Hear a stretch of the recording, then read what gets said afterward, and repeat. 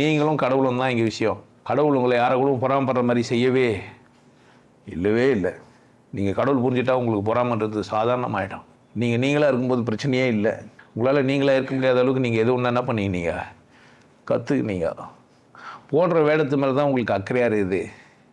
போலித்தனத்து மேலே தான் போன வாரம் போலித்தனம் பேசணும். போலித்தனத்து மேலே தான் அக்கறையாக இருக்குது. வாழ்க்கை நீங்கள் சரியாக வாழ்ந்தீங்கன்னா அடுத்தவங்களை பார்த்து பொறாமறதுக்கு நேரமே இல்லை.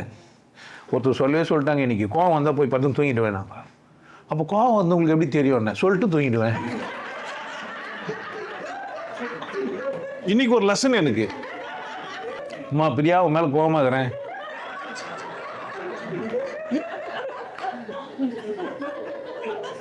ஆச்சரியமாகுது இல்லை? எனக்கு போறாம இருக்குது. இப்போ எனக்கு கோவம் வந்தால் தூக்கம் வர மாட்டேங்குது. அவங்களுக்கு கோவம் வந்தால் தூக்கம் வருதா சும்மா பார்த்துக்கிறாங்களா? பத்தியா சும்மா தான் பார்த்துக்கிறேன். நாங்கள் அந்த மாதிரி படுக்கிறது இல்லை. அப்போ எல்லாரையும் நான் எந்த தகவல் பெற்றாலுமே அந்த தகவலை என்னை கூட என்ன பண்ணுறேன், நான் பின்னி பிசைஞ்சே பார்த்துங்கிறேன். அது ஒரு தகவல், அது அவங்கள பற்றின ஒரு விஷயம். அப்படி தானே? அது அவங்களது வாழ்க்கை. அவங்கள மாதிரி நீ முடியாது, அவசியம் இல்லை. அவங்க தூங்கிட்டா அது அவங்க பிரச்சனை.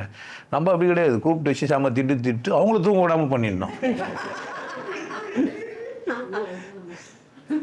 பொறாம அப்போ பட மாட்டேன். உன்னை கொண்டாடின நேரம் இல்லை. உன்னை கொண்டாடினா பொறாம. எனக்கான நேரம் கொடுக்குறாங்க கடவுள். எனக்கான சந்தர்ப்பங்களை கடவுள் கொடுக்குறாரு. எனக்கான சந்தர்ப்பம் எது?